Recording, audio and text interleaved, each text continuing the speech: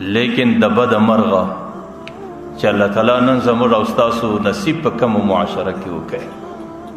چې زموږ د دنیا ته سترګې راروڼې سوې موږ په کومه معاشره کې راغلي یو چې نن بې حیایي، نن بې شرمي، نن برهنګي، نن د بنن لسوالی دا په دې دنیا کې پیشن بلل کیږي، دا په دې دنیا کې دې ته د زیب و د زینت نظر ورکول کیږي،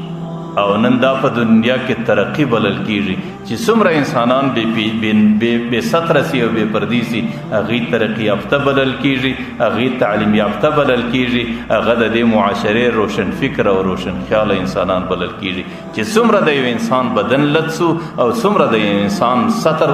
ښکاره سو او څومره یو انسان بې ستره زندگی تیروي. ما درته ویل نن موږ هغه معاشره کې ژوند کوو چې پیغمبر علیه السلام 1400 کاله مخکې د دې ذکر کړی و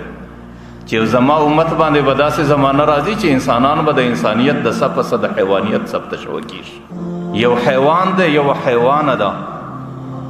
مادي حیوانه ده، هغې د نورو حیوانانو په مابین کې لسه ګرځي، نه د هغې بدن فټ دی، نه د هغې سره د بدن د پټوالي څه فکر ورسره دی، نه د هغې سره د حیا څه صفت سته، نه د هغې سره د حیا څه اهتمام سته، نو هغې نه د حیا په فکر پوهېږي، نه د حیا په ترتیبو پوهېږي. زما په الله قسم زما او ستا انساني معاشره نن دغه حال ته رسېدلې ده. ما په تېره جمعه کې درته ویل په دې څو خړو کورو باندې مه خطاوځئ چې دا زه کومو ملکو ته ورسئ چې هغوی ځان تعلیم یافته او ترقیب یافته ملکونه بولي،